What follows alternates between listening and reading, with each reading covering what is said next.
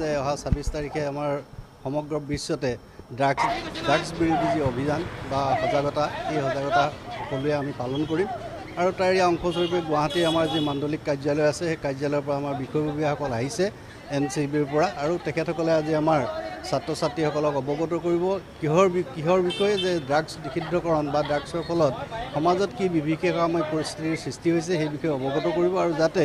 এই বাৰ্তা যাতে সমগ্ৰ সমাজখনলৈ আমি লৈ যাব পাৰোঁ তাৰ বাবে আমাৰ নগাঁও মহাবিদ্যালয়ৰ ছাত্ৰ ছাত্ৰী আৰু পৰিয়ালবৰ্গই আমি এই ক্ষেত্ৰত আমি সদায় আগভাগ নিশ্চয়ভাৱে ল'ব লাগিব আৰু এই ক্ষেত্ৰত ইতিমধ্যে আমাৰ যিসকল ছাত্ৰ ছাত্ৰী সেই ছাত্ৰ ছাত্ৰীসকলে ইতিমধ্যে যি ষ্ট্ৰীট প্লে যে ড্ৰাগছৰ বিৰুদ্ধে ড্ৰাগছৰ যি ভয়াৱহতা সেই বিষয়ে ইতিমধ্যে এখন নাটক তেওঁলোকে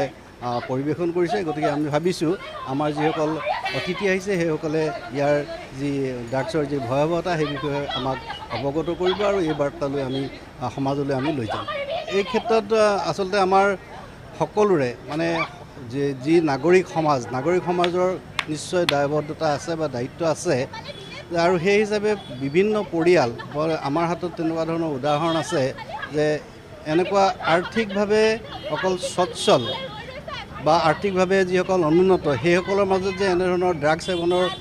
যিটো প্ৰৱণতা সেইটো আছে এনে নহয় সকলো শ্ৰেণীৰ মানুহৰ ক্ষেত্ৰতে আছে আমি যদি অকণমান আঁতৰি চাওঁ তেনেকৈ আমি গম পাম যে